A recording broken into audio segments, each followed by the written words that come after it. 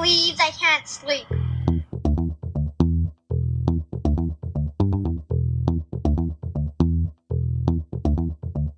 It's time to listen to Courtney at last on the Ramblings of an Insomniac podcast.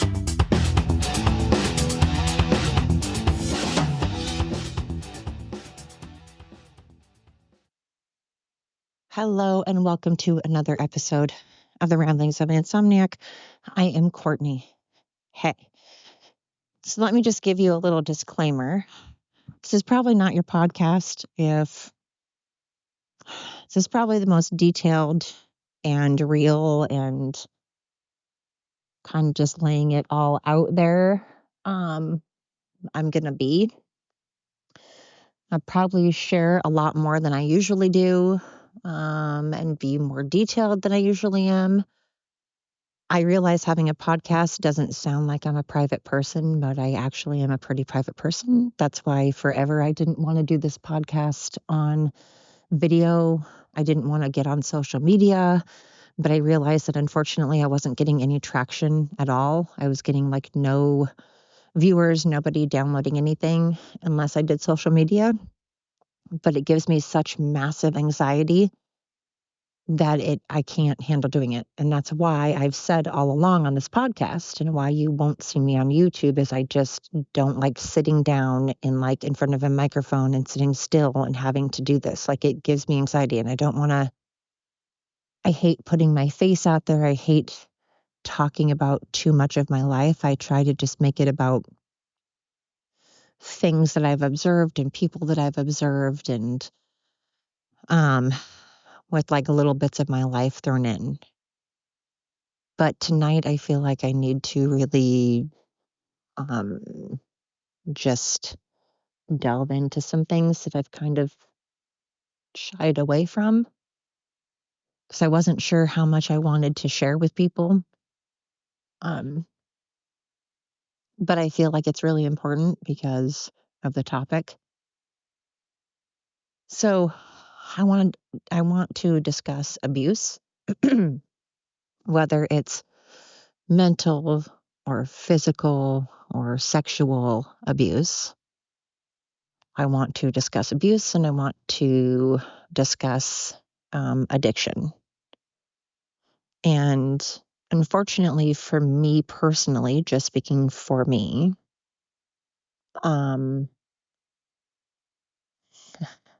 I am 50 years old and I have dealt with nothing but addicts and abusers. They were either sexual abusers, physical abusers, mental abusers, or all of the above, or a combination of two of the three. And I am an only child, so I have dealt with living by myself and having to get myself to and from school, do my homework without having anybody to like help me with my homework or ask questions. I started working like as far as babysitting when I was 10.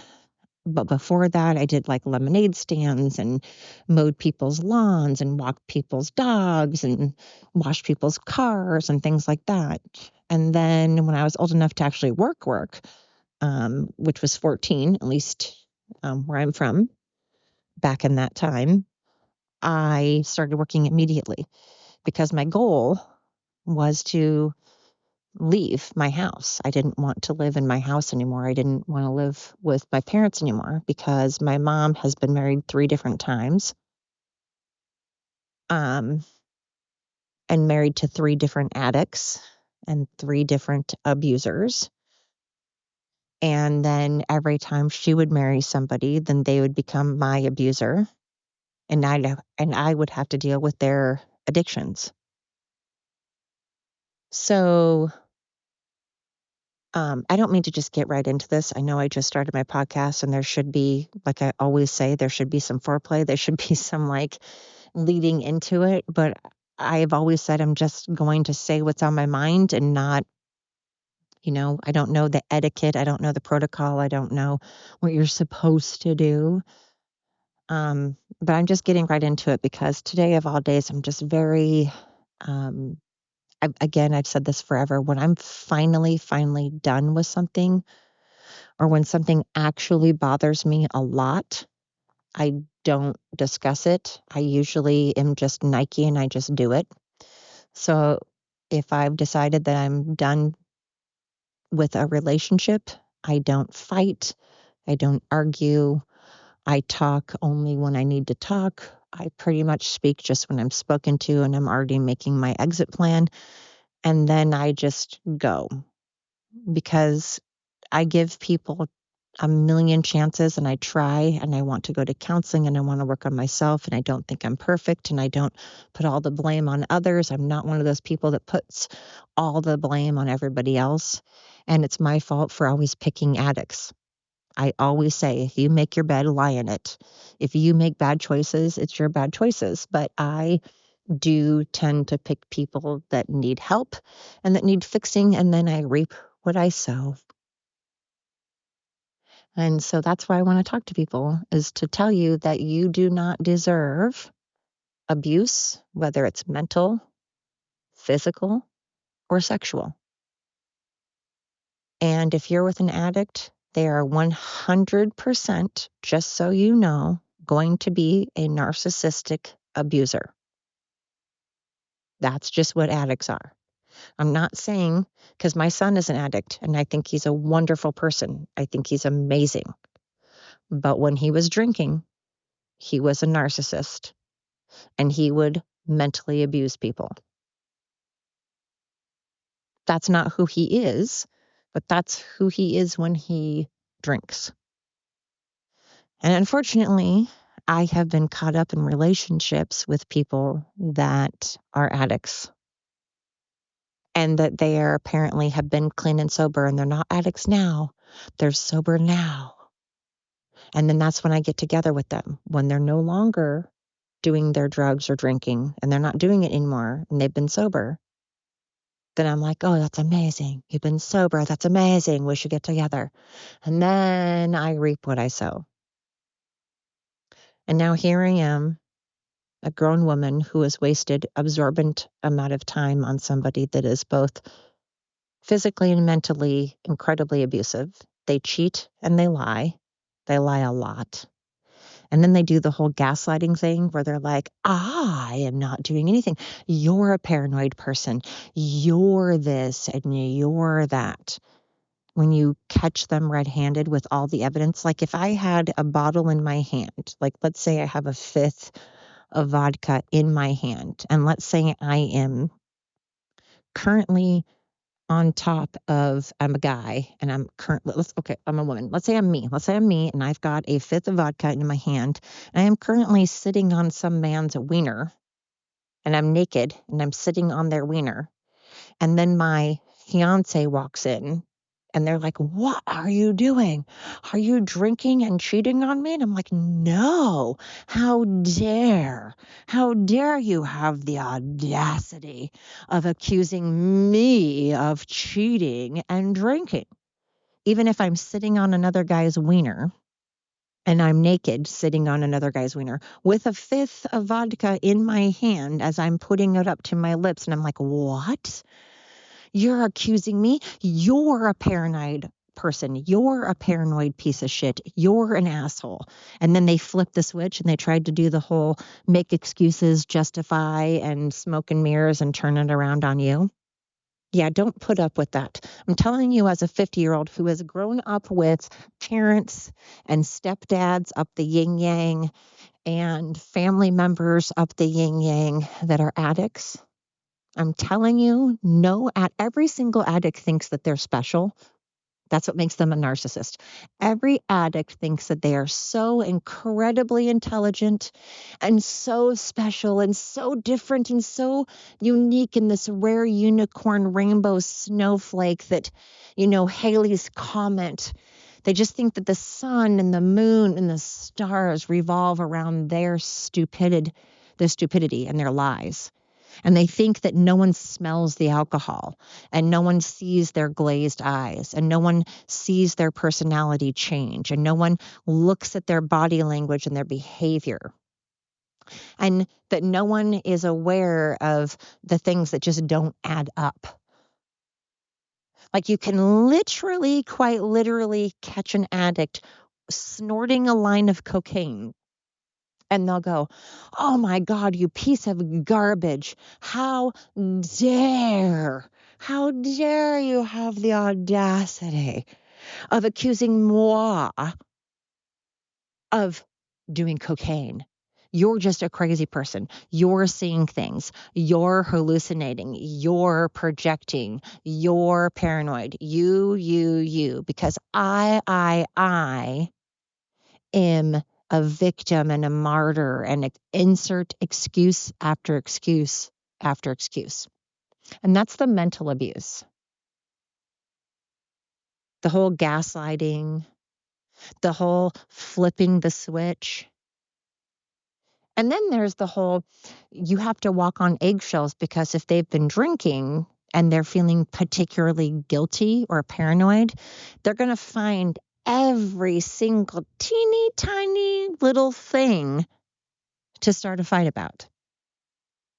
And then they're going to start that fight because they're feeling guilty and they're feeling paranoid and they're feeling bad that they're probably not going to get away with their stupid behavior. And so then they immediately start pouncing on you like a cat on a mouse. And then they start, again, gaslighting you and making you feel like you're crazy and you're terrible and you're horrible. And, oh, I just can't take this abuse. Oh, and they get out there hanky and they do the whole dramatic, like Scarlet on the stairs. I can't take this abuse from you. You accuser, how dare you accuse me of drinking? As like they're oozing out every pore, just smelling like alcohol. And then they're like, how dare you accuse me? As their breath, like if you had a match around, it would catch on fire because they've been drinking alcohol. And every alcoholic, again, to all you alcoholics out there, you're not smart. You're not getting away with anything because the first thing that gets affected when you drink is what? What gets affected when you drink? Your judgment. Sorry. Excuse excuse me. Your judgment.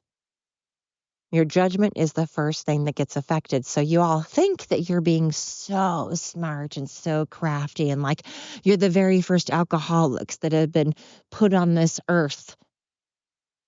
And you're the very first alcoholics that have ever tried this maneuver before. And we're all a bunch of cavemen walking around going, unga, unga. No, you're just fucking retarded and you think you're smart and you're not. You're a belligerent drunk and you smell like alcohol, and your eyes give it away, and your behavior gives it away, and the fact that you're projecting gives it away. So let's just call a spade a spade. Stop making other people the fucking assholes. And again, that is the abuse. Me personally, I have dealt with sexual abuse, I have dealt with physical abuse, and I have dealt with mental abuse by several family members and partners that I have been with. So again, it's my fault that I keep choosing partners that are, I don't want to say ones that I want to fix. I don't do that. I don't do the whole, I'm going to fix them and make them a better person. What I do instead is pick people that I feel like have already been trying to fix themselves. Like I said, like if they've already been in recovery, like they're like, I'm an alcoholic, but I've been sober for like 2 years. Then I feel like I want to get with them for some reason. I don't know why, because I don't like alcoholics, but yet for some reason I'll get together with them if they've been sober for a while, trusting that they're going to continue on that path. Or if they do drugs and they've been clean and sober. It's stupid. It's classic me thinking I'm going to fix somebody, even though they've technically gone through the hell, but I, for some reason, think that I'm going to like stand by them through the rest of their life through that help. And that's my fault. That is my choice that I keep doing, and I keep picking the wrong people. My family, however, that's not my choice. My mom, unfortunately, has been with men that have been physically and sexually and mentally abusive with her and I in the worst ways you can think of for a very long time. And again, I don't have siblings, so I don't have people that I can sit and talk to about stuff. I had to go through it by myself. Everything that I've done in my life, I've gone through by myself. And it's weird because you get with people that will say things like, I would love to see how you would handle life without me. I would love to see how you would be without me. I'm like, listen here, bitch. I have fucking been without people my entire life, quite literally. Since the day I was born to addicts. And those addicts never, ever, ever, ever, ever were around. I was with babysitters or I was by myself. And I started being by myself. And when I say by myself, I grew up in Vancouver, Washington, in a maybe middle class neighborhood. And I would be by myself from 9 years old, where I would cook myself dinner. I would make sure I would get up to and go to school. I would get myself to school. I would get myself home from school. I would do my own homework. I wouldn't have anybody to ask if I had questions on homework. And we didn't have the internet back then. If I was scared at night, my parents were gone in the middle of the night, and they would either stay in a trailer at the Elks Legion or Moose Lodge in a trailer or with a friend or in their car and wouldn't come home at all. And I would quite literally be by myself in a house in Vancouver, Washington, which was a city in a barely middle class neighborhood that wasn't that safe. Or my one of three fathers would come home drunk, and my mom would come home schnockered, and they would fight so bad that they would throw dishes at each other and throw plates at each other and punch each other. And then they would pass out, and they would pass out with cigarettes in their hand. And then those cigarettes, I didn't want to burn the house down, and I knew that when they got home, this was such a pattern that I knew that I had to not go to sleep. And that's when my insomnia kicked in, because I would have family members that would physically, mentally, and or sexually abuse me. So I got used to staying awake so I could be alert. But I also got used to looking out for cigarettes because I knew that they would pass out and they would have a cigarette, and I didn't want the house to burn down. So I had to be awake to put out the cigarettes. Well, then I would put out the cigarettes, but I would know that they would end up coming to at some point, and they would immediately light a cigarette after they would like wake up from their fucking being passed out, and it would light another cigarette. And so I would know that I just needed to stay up all night, because I knew that at some point in the night they were going to keep waking up to light cigarettes, and I didn't want our house to burn down. So I was always scared to death that our house was going to burn down. Plus I was scared to death that they were going to punch each other and throw things at each other. And then at one point my mom decided, even though she was hammered and my dad was hammered, again, one of my three fathers, would be hammered, and then my mom would drag me out to the car, put me in the car, lock the doors, and tell my dad that she was going to take me away from him, and then proceed to try to drive down the road very, very, very drunk. And my dad one day didn't want her to drive with me drunk, so he punched the window of the car and tried to get the keys, and then they proceeded to fight. Well, my neighbors, because we were in an apartment complex and it was like 3 a.m, heard this and called the cops.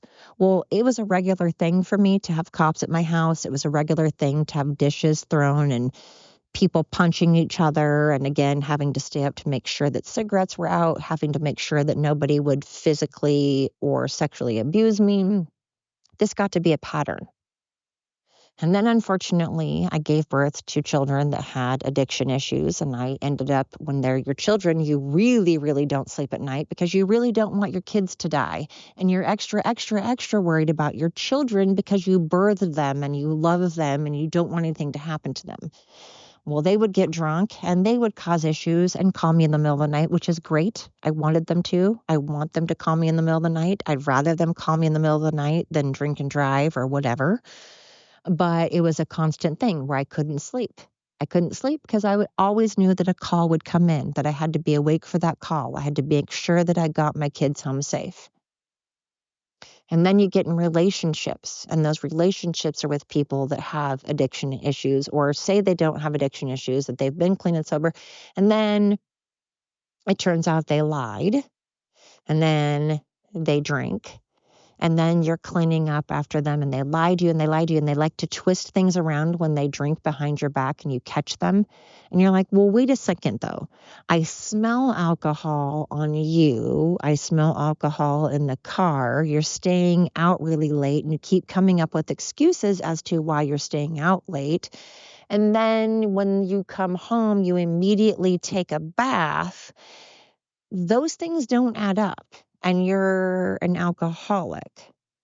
So, and then when you find alcohol and you find a pint of alcohol on someone that has been smelling like alcohol and someone that is behaving, totally acting like someone that has been drinking because you've been with this person long enough and you've already been around this person when they've drank and you've broken up with this person and told them that if you drink, I will break up with you because you're so terrible when you drink that I can't do this right now. So my boundary is I will not allow, I cannot. You can drink all you want. If you want to drink, you drink.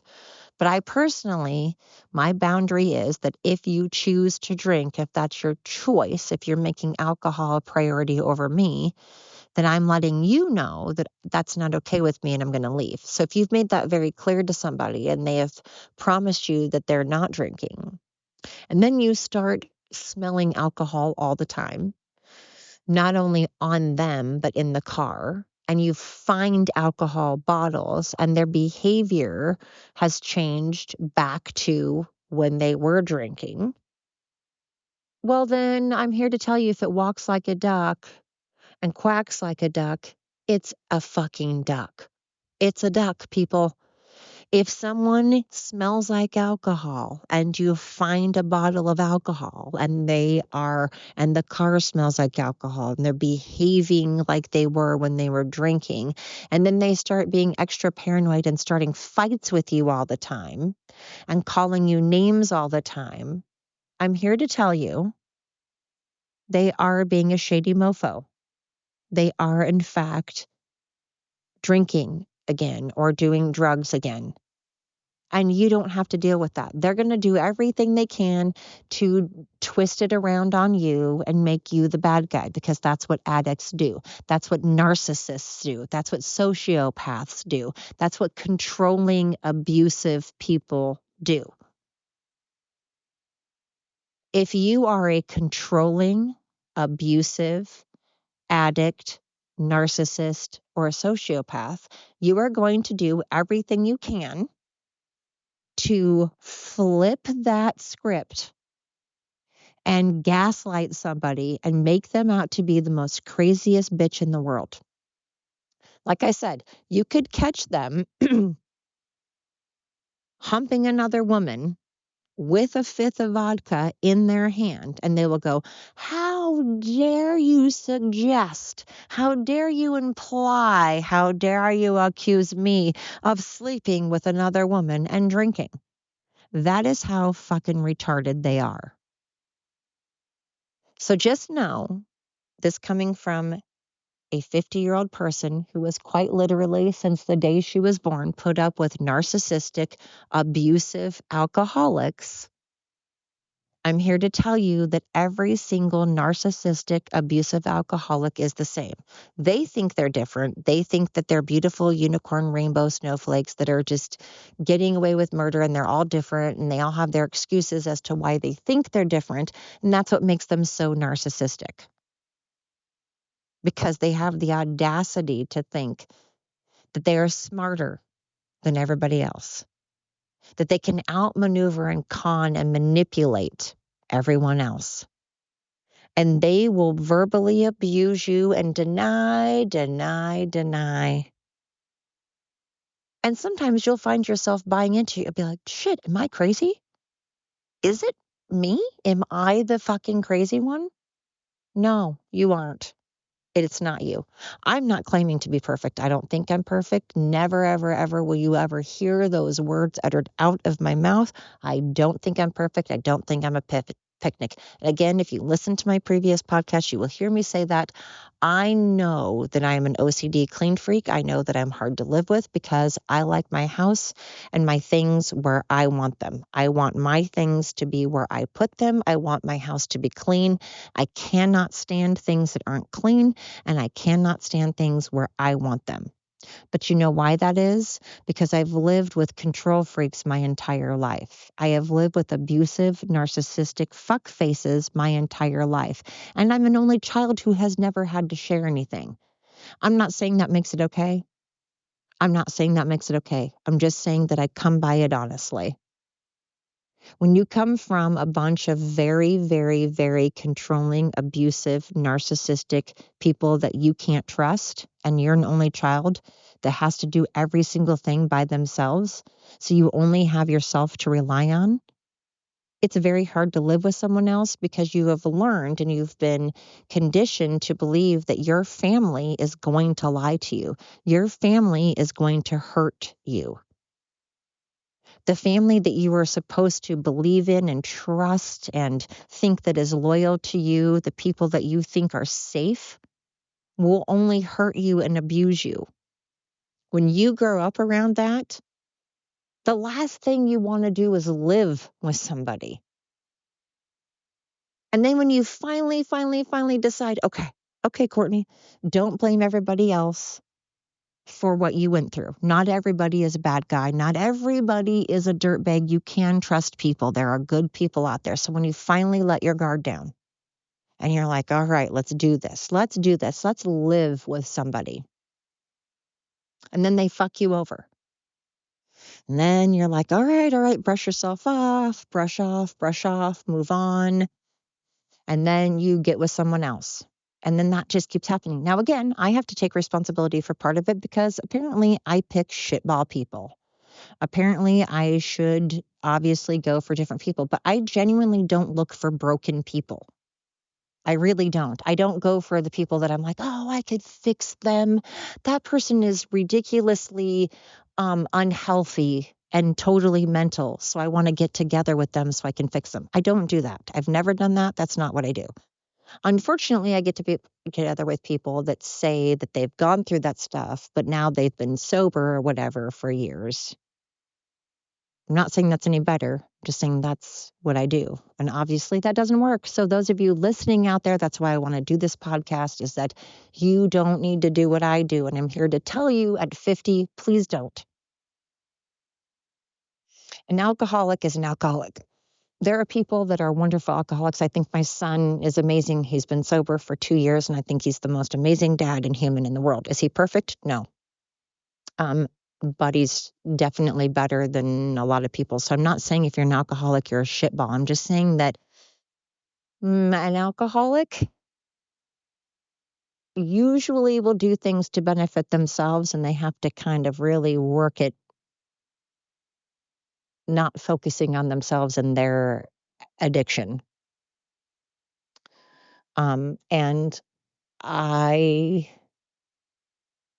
I get to a point in my life because I've been around it for so long and because I'm used to taking care of myself, that once I'm done, I am done. I don't look back. It's Nike. I just do it. I don't want to fight anymore. I don't care enough to fight anymore. I don't care enough about you at all to call you names, to fight with you, to have any interaction with you. I'm not sad. I'm not happy. I'm not mad. I'm not anything. I'm literally nothing because I care so little about you. When I decide to leave someone, it means I care so little about them that I'm not happy, sad, mad, anything. I'm just like, I don't care enough about you to have a feeling anymore about you at all. Because it takes me a lot to get to that point. I will tolerate so much physical and mental abuse before I get to that point. And I will warn you and warn you and warn you, and I will try to communicate, and I will talk to you, and I will try everything to be empathetic, and I will do everything. But once I have finally decided that I am done, That means that in the middle of the night or while you are at work, I will pack my things and I will leave, and you are now dead to me. I will never, ever, ever, ever have a thing to say to you. I will block you on everything. I will move to a place that you won't know, and you will no longer exist in my life. My kids' dad obviously is my kids' dad, so obviously I can't cut off communication with him. We have a very, we have a fine relationship. We just can't be around each other for longer than like 2 hours. But, that's a little different when there's the father of your children involved. Again, I'm not saying I'm perfect. I don't think I'm perfect at all, but I know that I try, and I know that I apologize, and I know that I admit when I'm wrong, and I know that I'm not an addict, and I know that I am such an OCD person that I had to have let go, not let it go, not frozen, let go, tattooed on myself because I don't like feeling out of control. I hate feeling out of control. That's why I'm not an addict, because I don't like things that make me feel out of control. The last thing I want is to feel out of control. So alcohol and drugs and all that are not my cup of tea. And when I did drink back in the day, I didn't intentionally try to get drunk. My goal was not to try to get drunk because, again, I don't want to feel sick. I don't want to feel disgusting. And I certainly don't want to feel out of control.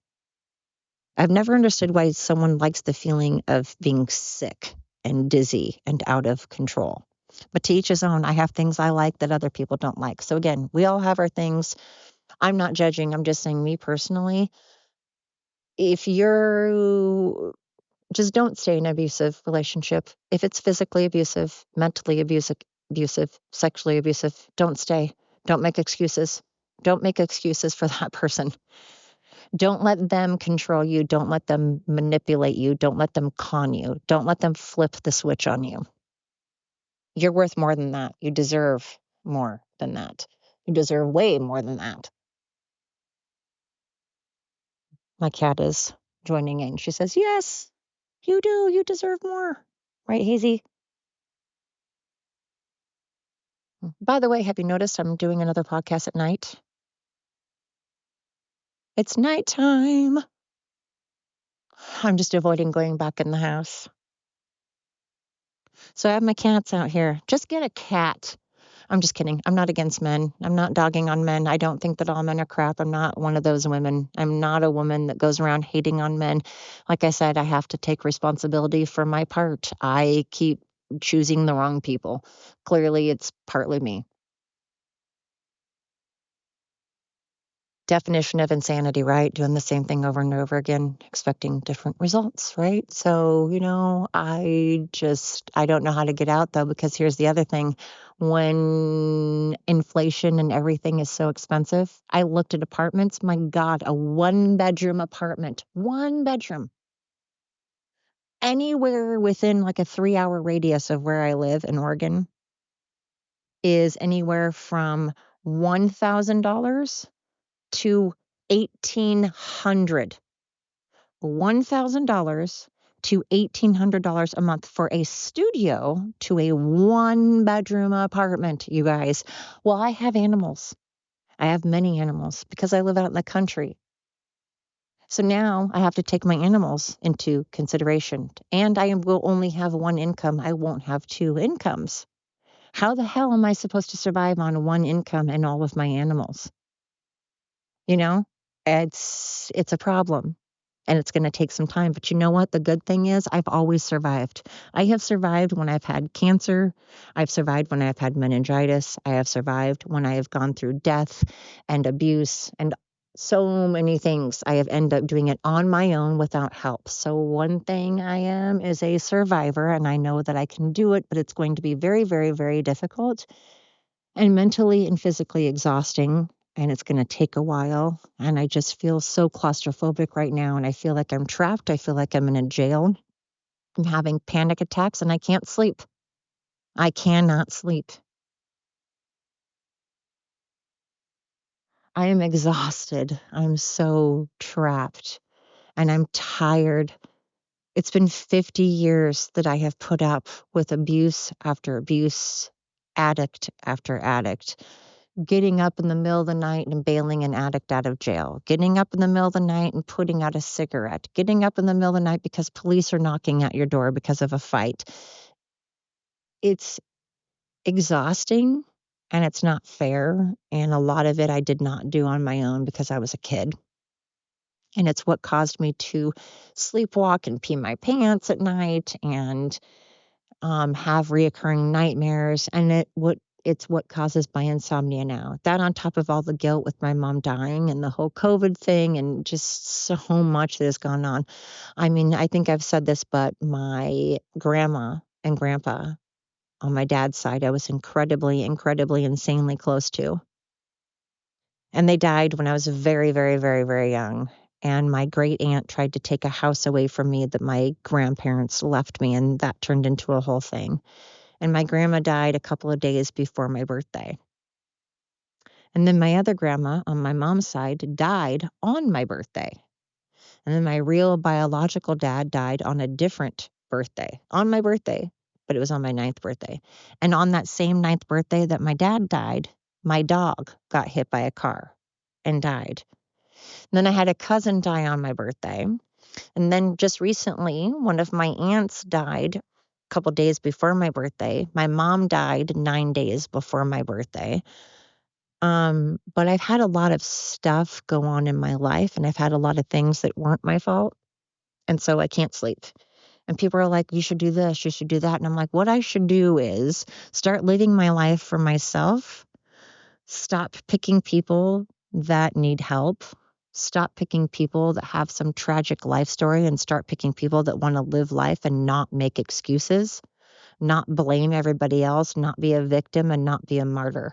Because nowadays, all we have are victims and martyrs, and people that make excuses for their horrible behavior. There's not an excuse for you treating other people like shit. It doesn't matter how bad your life is. My life has been terrible, and I don't even tell you guys half of the stuff that I've gone through. You don't even know a fraction of the things I've gone through, and I still don't treat people like shit. Of course, I'm in a bad mood sometimes. Of course, sometimes I may treat someone bad, but it's like a day or a second or a moment. It's not how I am as a person. It's not what I do on a normal basis. It's not my character. We all have bad days or bad moods. I'm not talking about that. I'm saying that no matter what my life has been like, I don't go around being the martyr and making excuses and playing the victim. And I'm getting really, really tired of people promoting the victim martyr mentality, promoting people to be like shit and going, it's okay if you treat others like shit because you've had a bad life. Well, what is someone's definition of a bad life? Because my definition of a bad life might be something totally different than your definition of a bad life. I may think that I've suffered through a lot, but I know for a fact there are people who've gone through far worse than I have. But I also know for a fact that I've gone through far worse than some other people have. So there are people in my life, or there are people out there in the universe that have had it way, way worse than me. And there are people out in the universe that I have had it worse than them. But that doesn't mean that I get to go around treating people like garbage. It means I need to make better choices. I need to decide how I want my future to look. Do I want to be a bitter Betty? Do I want to learn from what I've gone through? I'm allowed to be in a bad mood sometimes. I'm allowed to feel sorry for myself sometimes. I'm allowed to be angry sometimes because, again, like I've said a million times, emotions are here for a reason. We have emotions for a reason. It's like that movie, In and Out. We have emotions because they're important. It's if we choose to live and wallow in self-pity. Are we going to live in anger? Are we going to constantly make excuses? Or are we going to live and learn?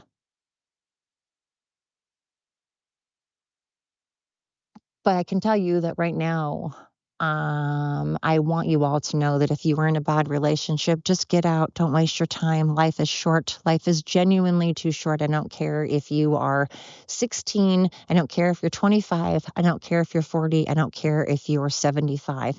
Life is too short. Get out, get out, get out, get out. Don't look back. Don't let them make you feel bad. Don't let them play that they're the victim and let you feel like you are less than. They are wrong. Don't put up with it. Don't waste your time. Don't lose sleep. Don't lose sleep. Because right now, it's the middle of the night and I'm losing sleep. Oh my God, what is coming through the bushes right now? Holy cow, I've got like 3 cats. Hi, Ragu. So Ragu, Hazel, and Zeddy have decided to all gather around and come through the sticker bushes to say hi. And say hi to you guys. Anyway, don't stay in the relationship if they're bad. Again, I'm not suggesting that I'm perfect. Don't think I am. So work on you. And the first thing you can do to work on you, if you've already tried counseling, if you've already tried to communicate, if you've already tried every facet to work it out with your partner, I'm not saying just ditch them right away. You can always go to counseling. You can always try. But if you've already done that, if you're in an abusive relationship, there's no getting around that. You don't deserve abuse. Cut it off. Move on. That's what's keeping me up. Abusive relationships and me doing what I do, which is finally just niking it and being like, look, you've put up with enough. You've tried and you've been tolerant and you've been patient and you're worth more. And once I get to that point with anybody in my life, I cut them off and I'm done and I move on. I don't think everybody should do that. I'm just saying that's where I'm at. So I'm just sharing my story. I'm sorry if you guys are going through the same thing. Just know that you don't have to. It's a choice. And choices are hard. And me making this choice is going to be so difficult because I don't know how I'm going to live on my own in Bidenomics in Harris, Kamalaville. I don't know how anybody can choose to live on their own because it's hard. And I'm too old to be a hooker. No one wants me. So, anyway, if you're going through this, I'm sorry. Just weigh the pros and cons and decide what you're worth. Decide what you're willing to tolerate. Decide what your boundaries are. Know that you are worth being treated well. You are worth being treated well. Anyway, thank you again for listening to another episode of The Ramblings of an Insomniac. Until next time.